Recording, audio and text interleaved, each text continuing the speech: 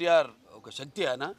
ఎన్నో సందర్భాల్లో చెప్పడం జరిగింది. ఎన్టీఆర్ అంటే కేవలం నందమూరి తారక రామారావు మాత్రమే కాదు, ఎన్నట్టే నటనాలయం, ఆయన ఇల్లు ఒక నటనాలయం. అందులో ఆయన ఒక నటరాజు, నటసింహుడు. టీ అంటే తారామండలంలో తారక ధ్రువ తారకుడు. ఆర్ అంటే రాజర్షి రారాజు, రాజకీయ దురంధర యుగంధరుడు, రమణీయ రమ్య కమనీయ సౌమ్య గుణధాముడని. అలాగే ఆయన మొత్తం మొదటి నుంచి కూడా చూస్తే ఈ జీవిత ప్రస్థానం ఒక మామూలు రైతు కుటుంబంలో పుట్టి, అలాగే ఎన్ని ముందు అవకాశం వచ్చిన కూడా కాదు అని ముందు చదువుకే ప్రాధాన్యత ఇచ్చి ఆయన చదువు పూర్తి చేసుకున్నాక మరి చలనచిత్ర ప్రవేశంలోకి అడుగు పెట్టడం జరిగింది. చలనచిత్ర రంగంలో ఆయన ప్రస్థానం గురించి వేరే చెప్పనవసరం లేదు. ఎన్టీఆర్ అంటే ఒక నటనకు నిర్వచనం, ఎన్టీఆర్ అంటే ఒక నవరసాలకు ఒక అలంకారం, ఎన్టీఆర్ అంటే నటనకు ఒక విశ్వవిద్యాలయం. చలనచిత్ర పరిశ్రమలో మకుటలేని మహారాజుగా ఉన్నప్పుడే ఆయన చలనచిత్ర పరిశ్రమ నుంచి నిష్క్రమించి రంగ ప్రస్థానం చేయడం జరిగింది. ఎన్టీఆర్ అంటే ఆ తర్వాత నవశకానికి ఒక ఆరంభ మంత్రం. ఎన్టీఆర్ అంటే ఒక నవజాతికి మార్గదర్శకం. అలాగే ఎన్టీఆర్ అంటే నానా జాతులకు దైవ సమానం.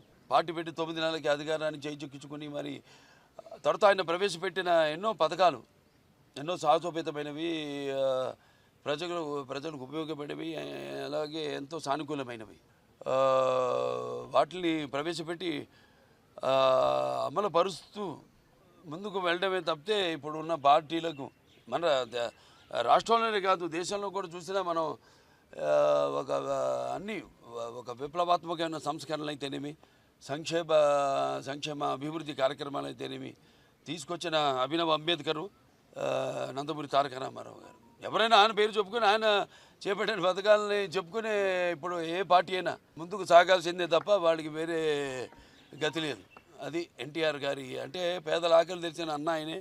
అలాగే జనం భవితకు భవిష్యత్తు ఇచ్చిన అమ్మ ఆయనే. అలాగే ఆయనకి ఎప్పుడు అండగా ఉన్న ఆడపడుచులకు ఆర్థిక స్వాతంత్రం ఇచ్చిన అన్న కూడా నందమూరి తారక రామారావు.